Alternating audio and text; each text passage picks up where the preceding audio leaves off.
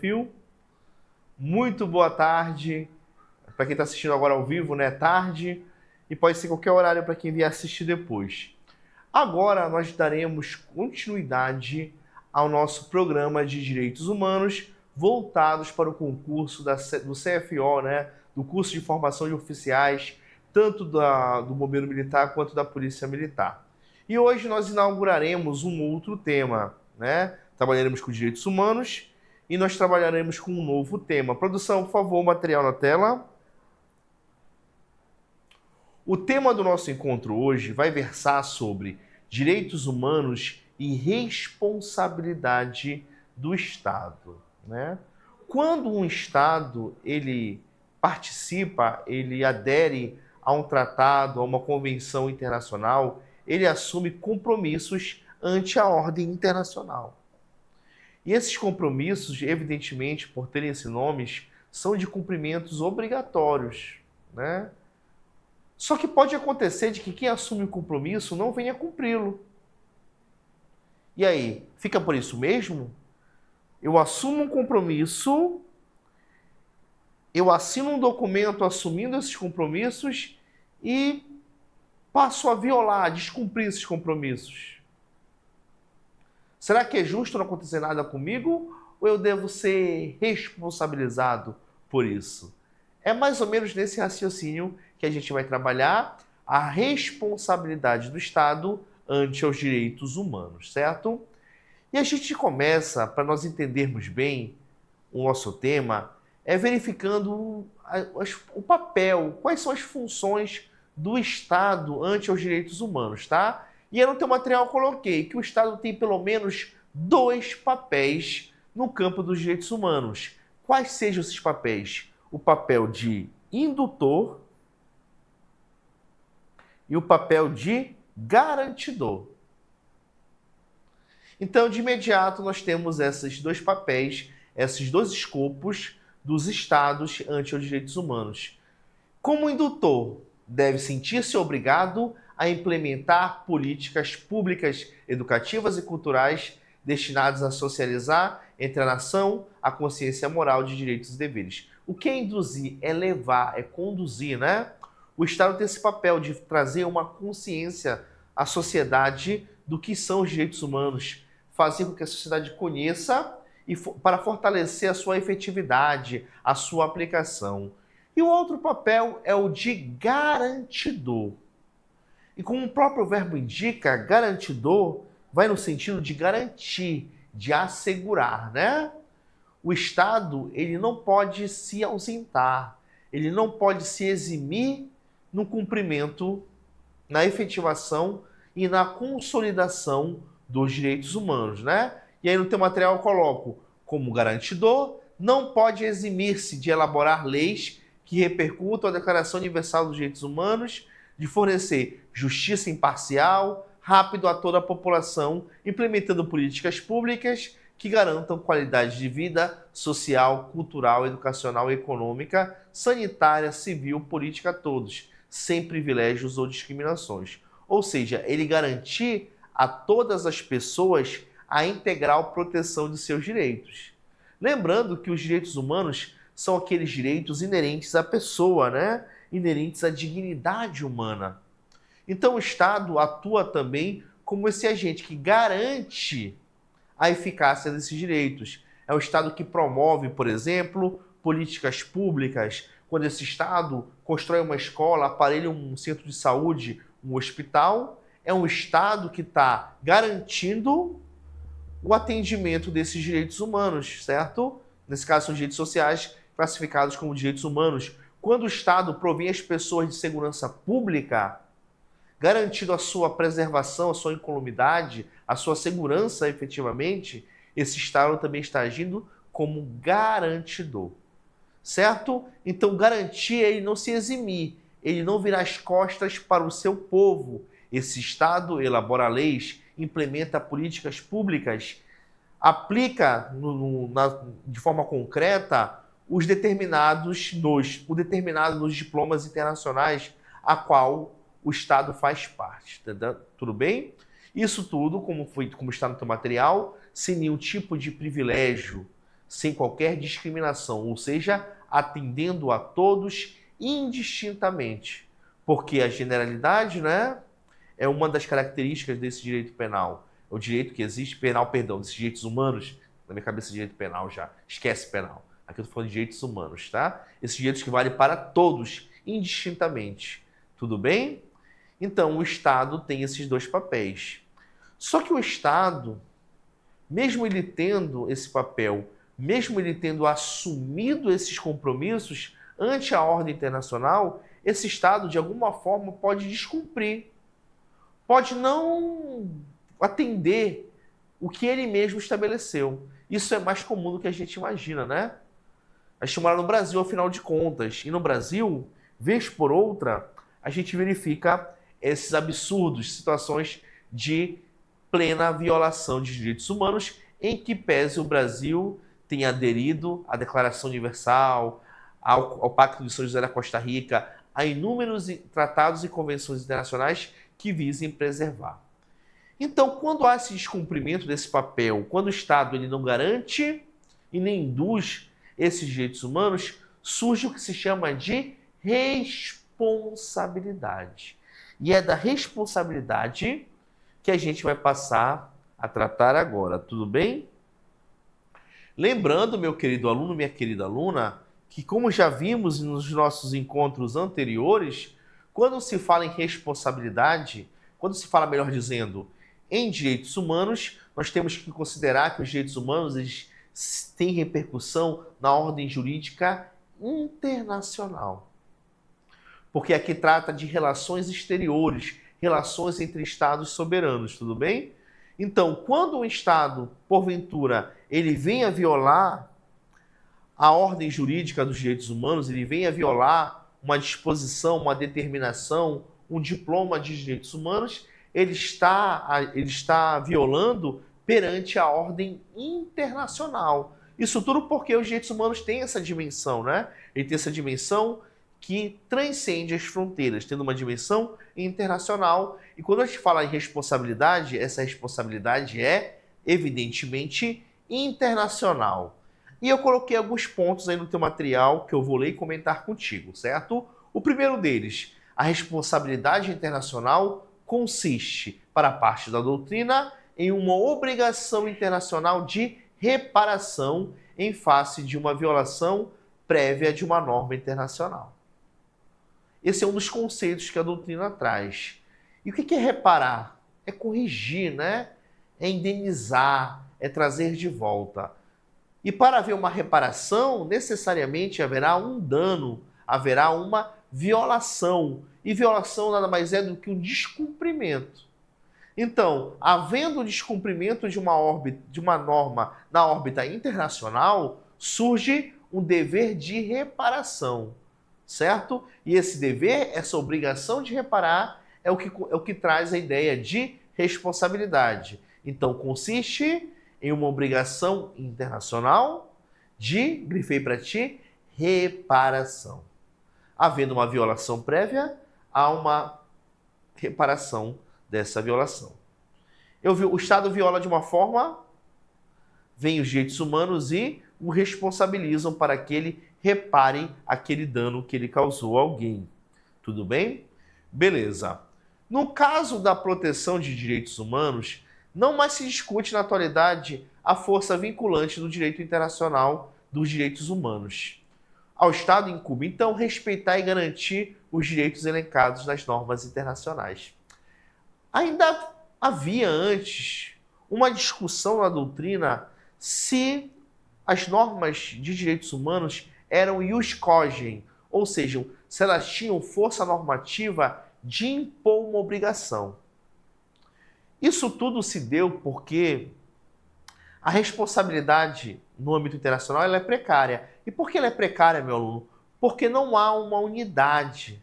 O direito internacional ele é descentralizado por essência, por natureza, né? Diferentemente de um Estado nacional em que ele pode organizar o seu sistema judiciário em órgãos, não é? Não, são vários estados soberanos e cada qual com a sua cultura, com a sua com a sua visão de mundo. E é muito difícil uma unificação, uma padronização única nesses direitos, nessas obrigações. Então, isso traz uma certa dificuldade ao ponto de se discutir se aquelas normas existentes nos direitos humanos internacionais, dos direitos internacionais, mais especificamente sobre direitos humanos, se elas de cumprimento obrigatório ou não. Parte da doutrina dizia que não, que era uma mera sugestão, uma mera liberalidade, cumprir ou não. Outra parte não, dizia que eram ius cogens. O que significa ius cogens, meu aluno? Significa ter força normativa, de impor obrigação, tudo bem? Essa ideia de ius cogens. Depois tu pesquisa aí ius cogens e esse debate, tudo bem? Não é o nosso princípio dessa aula. Mas hoje, na atualidade, não se discute mais. Ou seja, de imediato, de pronto, já se reconhece que os direitos humanos eles têm força vinculante. Ou seja, eles impõem obrigação.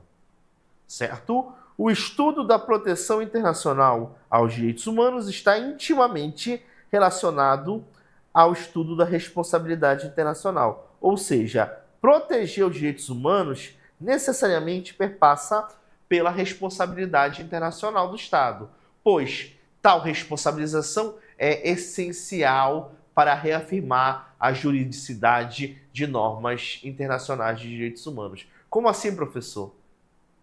Adiantaria ter uma norma sem uma exigência de eficácia, sem uma sanção para quem não a cumpre?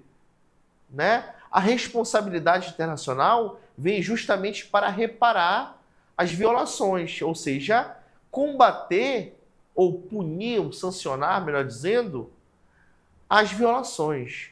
Então ela garante essa juridicidade, né? A negação dessa responsabilidade acarreta na negação do caráter jurídico da norma internacional. Ou seja, para a norma internacional se estabelecer, se consolidar e ter sua eficácia, ter a sua força vinculante necessária, é fundamental a existência da responsabilidade. Adianta eu dizer que não pode fazer algo se eu não posso, de alguma forma, punir, fazer com que quem fez corrija, né? É como se tu dissesse para o teu filho, é proibido deixar prato no chão. É uma ordem, né?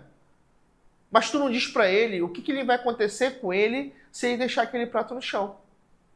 Ele pode entender, bem, como ele não me falou nada, eu vou continuar deixando o prato no chão. Aí tu vai dizer assim, moleque, tira esse prato no chão, eu não falei? Ele, por que eu tenho que tirar? Porque tem que tirar. E aí? Agora é diferente de ser assim, se tu deixar esse prato no chão, vai encher de rato, barata e eu vou te deixar de castigo. Ele vai tomar aquela consciência, opa, eu tenho uma obrigação a cumprir, senão eu serei sancionado por isso.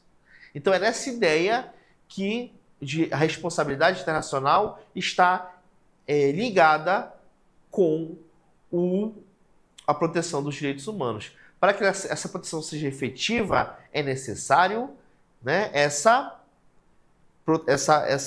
responsabilidade. Certo? É o que garante o caráter jurídico, né? Tá muito teórico, espero estar me fazendo entender, mas é isso, né? A matéria é teórica, a gente não tem como tanto fugir disso. Beleza? Dando prosseguimento, vou falar agora para vocês dos elementos da responsabilidade internacional. Para quem já teve a oportunidade de estudar responsabilidade civil ou responsabilidade civil do Estado, em direito civil e direito administrativo, não é muito distante, tá? Mas para quem está vendo pela primeira vez, preste atenção aí, meu aluno. Vamos lá.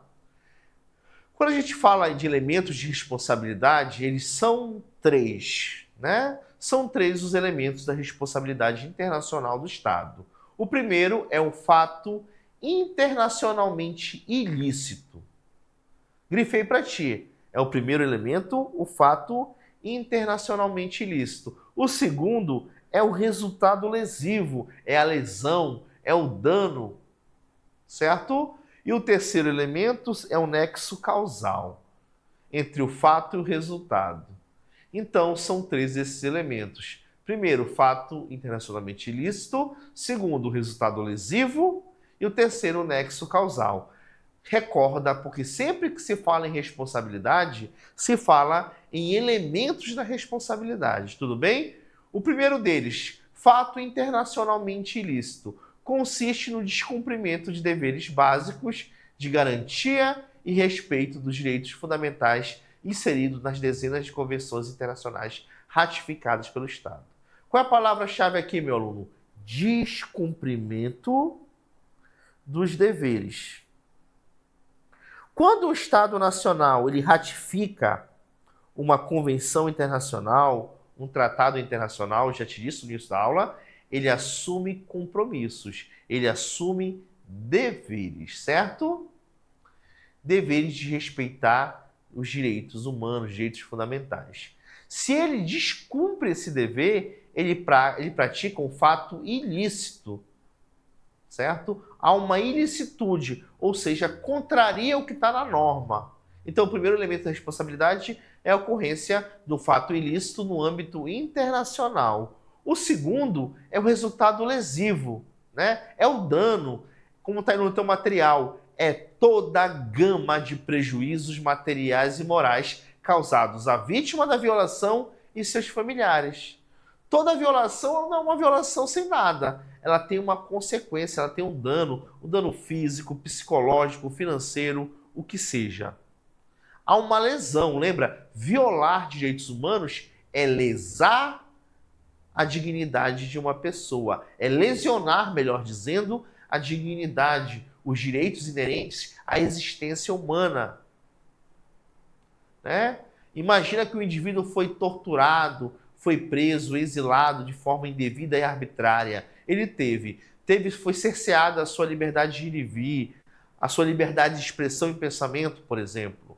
São violações que alguém é lesionado, alguém sofre, alguém detém um dano. Então, o segundo elemento, né, o dano, o resultado lesivo pesado ao aluno do desafio. E o terceiro é o nexo causal. Nexo. O que é nexo? É aquilo que liga, meu aluno. É aquilo que vincula. É um liame, certo? É o vínculo entre a conduta do agente e o Estado responsável. Aquele agente que pratica a violação e o Estado. Eles têm vínculo ou não? Tudo bem? Com efeito, o Estado comete atos violadores do direito internacional por intermédio de pessoas. E é sempre necessário avaliar quais atos por elas cometidos podem vincular o Estado. O Estado, como tu sabes, né, a administração pública, é uma ficção jurídica, em que várias pessoas de existência real fazem parte. Eu, como policial, no exercício dessa função, eu sou ou não sou vinculado ao Estado? Nessa situação, sim. Eu vou lá e espanco alguém. A minha ação ela é vinculada ao do Estado. A minha conduta tem um liame com a atuação do Estado. Eu represento o Estado naquela situação. Então, é o Estado responsável. Eu sou o Estado nessa situação. Diferente se eu estou na minha vida privada. Eu sou um policial militar, um policial civil, que seja, e eu tive uma briga familiar. Briguei com meu cunhado. Saímos em vias de fato, eu espanquei meu cunhado, eu torturei, eu tranquei ele num quarto, né? Eu sei que você tem vontade de fazer isso com seu cunhado, né, bandido? Tô brincando. Mas, brincadeiras à parte, é isso. O que se verifica? Avalia-se se esses atos cometidos podem ou não vincular. Se houver um nexo causal entre esse agente, entre a ação desse agente, entre a conduta dele e o Estado a que ele defende, a que ele faz parte, esse é o nexo causal. Então, são esses os três elementos quando se fala em responsabilidade internacional, recapitulando o fato internacionalmente ilícito, aquele que contraria, o que mais? Resultado lesivo. E, além disso, o nexo causal. Não esqueça desses três elementos, caro aluno do desafio. Seguindo aqui, nós vamos adentrar agora em uma outra parte do tema, que são as formas de responsabilidade internacional, tudo bem? Temos três: responsabilidade direta e indireta. A direta também é chamada de principal e a indireta de subsidiária.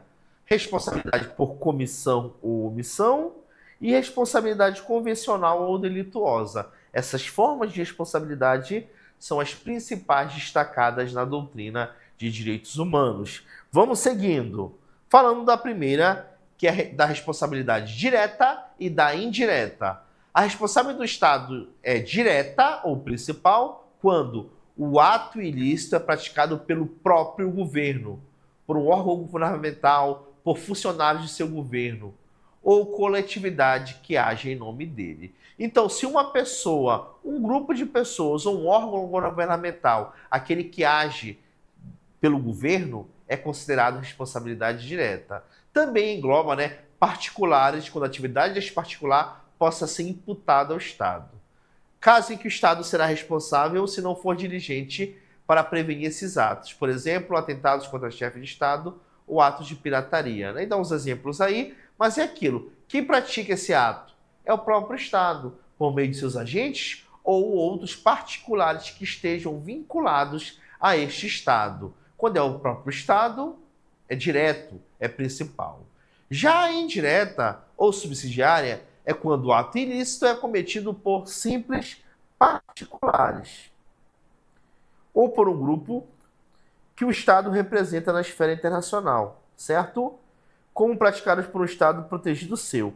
É como se fosse alguém protegido pelo Estado e que o Estado abarca essa pessoa, mas foi praticado por particular, tudo bem? Atos tipicamente particulares não podem dar causa à responsabilidade internacional, a menos que o Estado tenha culpa. Em geral, o ato particular ele não tem repercussão na responsabilidade internacional, mas pode acontecer de o Estado ter o dever de fiscalizar e esse Estado falhar. Nesse caso, é possível essa responsabilidade indireta. Tudo bem, aluno do desafio?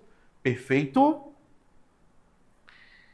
A outra forma, é responsabilidade por comissão ou omissão. E aqui é simples. O que é comissão? É quando resulta de uma ação positiva. Ação positiva, aluno do desafio, significa um agir, um fazer. O Estado faz. E será omissiva quando o Estado se omitir. Então, comissão é ação, é um fazer. O Estado vai e faz. Omissão é ação negativa. É quando ele tinha que fazer e não faz. Quando, como está no teu material, ele deixa de cumprir um ato requerido pelo direito internacional. Ele tinha um dever de fazer e ele não o fez. Quando não faz, esse Estado está se omitindo e, portanto, deve ser responsabilizado por essa omissão. O Estado pode ser responsabilizado por comissão, fazer, e por omissão, o não fazer.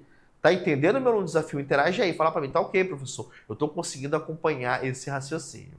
Tranquilo? Para de vergonha. Ainda sobre responsabilidade internacional, nós temos a terceira classificação, que é a convencional ou delituosa. Ela é convencional quando resulta do descumprimento de um tratado internacional, certo? Então, vou colocar TI, Tratado Internacional. Descumpriu, ela é convencional.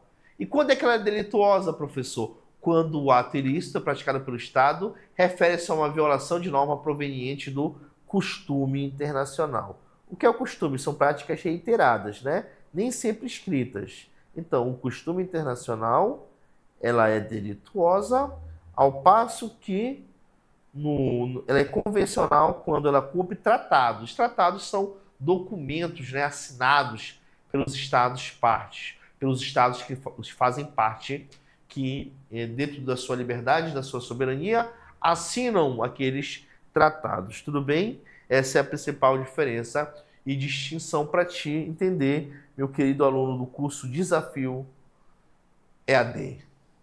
Vamos seguindo, Ainda sobre responsabilidade, quero falar um tema para ti, um ponto do tema muito relevante também durante o estudo, que é o prévio esgotamento dos recursos internos.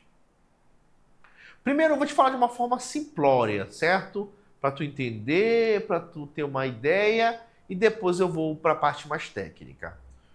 Para que se ative a responsabilidade internacional, pessoal, primeiro deve se esgotar os trâmites, as esferas, as instâncias internas do Estado. Quando se esgotou e não se deu jeito, se não foi reparada aquela violação, é que aí, depois de esgotar os recursos dentro da ordem jurídica do Estado, é que se vai buscar a responsabilidade internacional, né? E aí vai no teu material. É uma norma que exige que a parte lesada utilize todos os meios e recursos disponíveis dentro do seu próprio país. Antes, né, olha o momento aqui, antes de recorrer à esfera internacional. Serve como um filtro para assegurar que o Estado tenha a oportunidade de resolver a questão e reparar o dano dentro do seu sistema jurídico. Ou seja, é um filtro. Antes de chegar, primeiramente tenta se resolver dentro do direito interno de cada Estado. Tranquilo? Tem que se esgotar esses recursos internos. Quem é que está aí no chat, né? Participa aí. Vamos lá. Dando ainda continuidade, a gente vai falar agora dos excludentes de responsabilidade. E aqui nos excludentes a gente encerra. A gente já conceituou responsabilidade para ti. Eu já falei para ti de como se aplica, não é? E agora a gente vai falar dos excludentes. Falamos dos elementos, das classificações, das formas, né? Falamos aqui das formas. Falamos do prévio esgotamento dos recursos internos. E agora a gente vai falar de hipóteses excludentes de responsabilidade. O que é uma excludente? Sem juridiquês, um termo técnico, sem tecnicismo. Exclui é aquilo que retira do Estado aquela responsabilização. São situações, hipóteses, circunstâncias em que o Estado deixa de ser responsabilizado, em que até houve uma violação, mas que a norma determina que o Estado não será sancionado por isso, né? A primeira hipótese de excludente, existem inúmeras, tá? Trouxe algumas para você, é o estado de necessidade. É quando o Estado comete um ato ilícito para proteger o interesse essencial contra perigo grave e iminente, sendo este o único modo de evitar o perigo, né? Pensa comigo, por exemplo, direito à vida. Tem uma aviação que entra no espaço aéreo brasileiro sem autorização. Tenta-se uma comunicação, o piloto não responde. Aquele avião não pode representar uma ameaça à soberania do país? Existe uma lei que permite que ele seja abatido pela Força Aérea. Míssil, já foi aquele avião. Essa é uma forma, né? Morreu uma pessoa, ou teve uma violação, podemos dizer que teve. Mas esse ato foi para proteger o interesse essencial do Estado, né? De um perigo grave. Não se sabe. Será que tinha terrorista naquele avião? Será que tinha bomba? Não se sabe. Tentou-se o contato, fez-se o protocolo e não respondeu. Abate-se o avião. Legítima defesa. Ação ilícita do Estado. É ilícita dentro da ilicitude. Corresponde ao que não pode fazer. Mas como resposta a uma agressão anterior, em conformidade com os princípios de direito internacional. É a legítima defesa, né? O bateu, levou.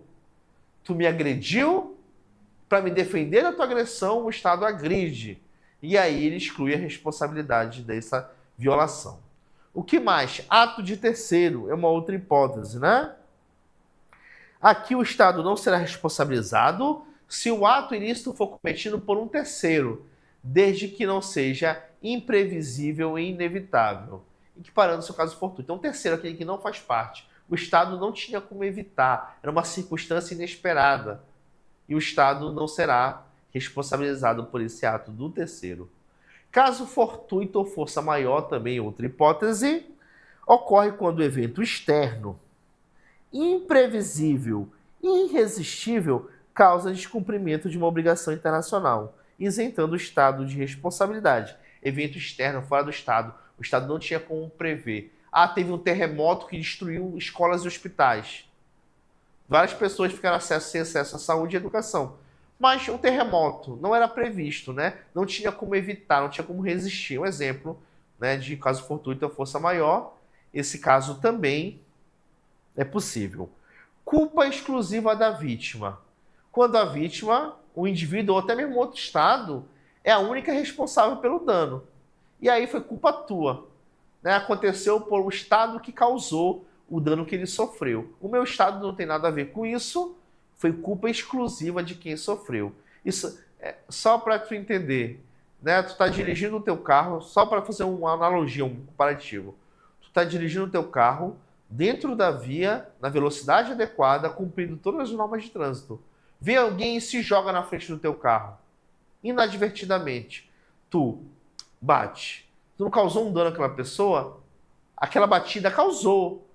Mas foi tua culpa, tu agiu de alguma forma? Não, a própria vítima causou o seu dano. Isso pode acontecer também entre estados no que tange a violação. O próprio estado foi causador, ou o próprio indivíduo foi responsável por aquilo, né?